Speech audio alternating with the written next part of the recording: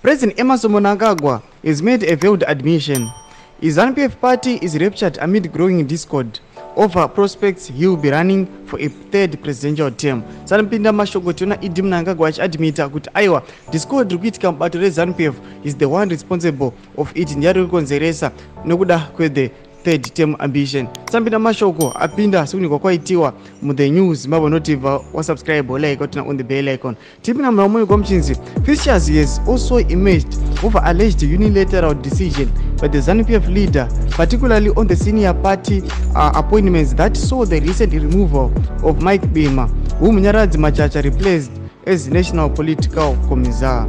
Mnangagwa, who reportedly harbors ambition of a third presidential term against resistance from his deputy Vice President Constantino Chiwenga, is scheming to checkmate the former army general, who is the front runner.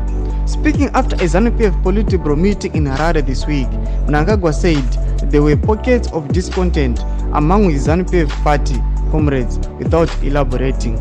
He pleaded with the Revolutionary Party leadership to guard against factionalism, which details the party's objectives. Aiwa sandozi rubudiswa pachena panapa Idi Mnangagwa achidzokesa party yake pamwe chete achiti aiwa munofanira kuva neunity nekuti panapa abvuma nawo yekuti aiwa kusawirirana yanga iri imwe nhau yekuti aiwa vanhu vaiziva kuti kwakabviswa political commissar uye nenhau yekuti was campaigning for a third term achisadlina aiwa VP Chiwenga. Saka motoziva mafungiro enyu munoti kudii pamusoro penhau idzi. Pina comment section medu musangano subscribe kulike chinotina on the bell.